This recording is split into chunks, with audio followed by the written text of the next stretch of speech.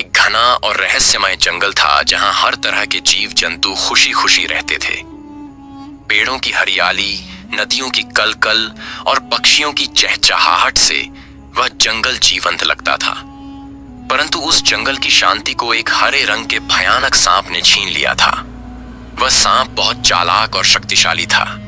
हर रोज वह किसी न किसी निर्दोष जानवर को अपना शिकार बनाता और उसकी भयावह फुफकार से पूरा जंगल थर्रा उठता।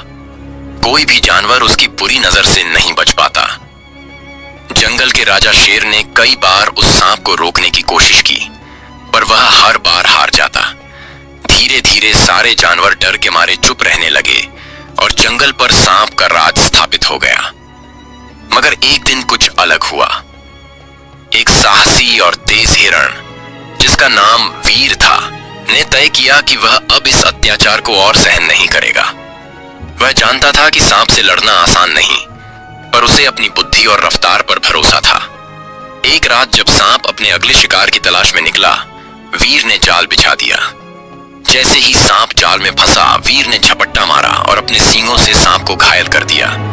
सांप बहुत तड़पा और अंततः मारा गया। पूरा जंगल खुशियों से गूंज उठा। सबने वीर की जय जयकार की और उसे जंगल का नायक मान लिया।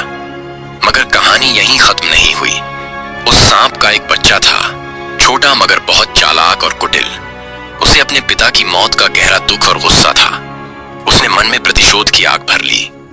एक दिन जब वीर नदी किनारे पानी पी रहा था, सांप का बच्चा चुपचाप आया और जहरीले दांतों से उसे डस लिया। वीर कुछ ही पलों में धराशायी हो गया। जंगल एक बार फिर डर की छाया में डूब गया। अब सांप का बच्चा जंगल का नया शासक बन गया। उसने जानवरों पर और भी अत्याचार करने शुरू कर दिए। धीरे धीरे उसकी शक्ति बढ़ती गई और उसके साथ साथ उसका घमंड भी। उसे लगने लगा कि अब कोई भी शक्ति उसे पराजित नहीं कर सकती। मगर जंगल के प्राचीन वृक्षों और नदियों ने जानवरों को याद दिलाया कि जब अन्याय बढ़ जाए तो देवता स्वयं अवतार लेते हैं। तब सारे जानवर मिलकर एक गुफा में गए और वहां उन्होंने महादेव की आराधना शुरू की।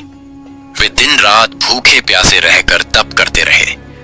उनकी भक्ति और समर्पण से प्रसन्न होकर महादेव प्रकट हुए। उन्होंने कहा, हे वनवासियों, तुम्हारा दुख मुझसे देखा नहीं जाता। अब समय आ गया है कि इस अत्याचारी सांप का अंत किया जाए।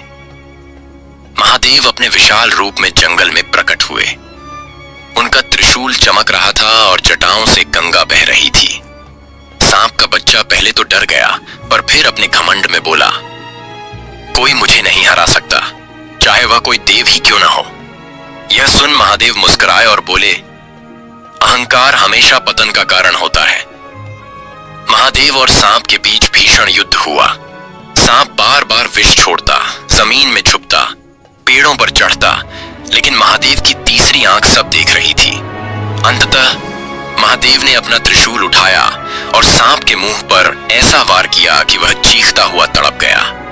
विष जो उसने सालों से जमा किया था, उसी में वह जलकर राख हो गया।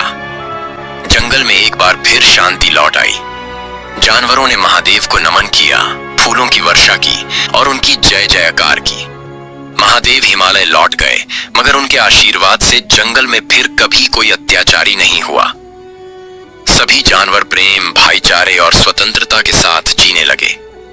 वीर हिरण की गाथा पीढ़ी दर पीढ़ी सुनाई जाने लगी। यह कहानी इस बात की मिसाल बन गई कि जब बुराई अपने चरम पर पहुंचती है, तो कोई न कोई शक्ति उसे समाप्त करने अवश्य आती है।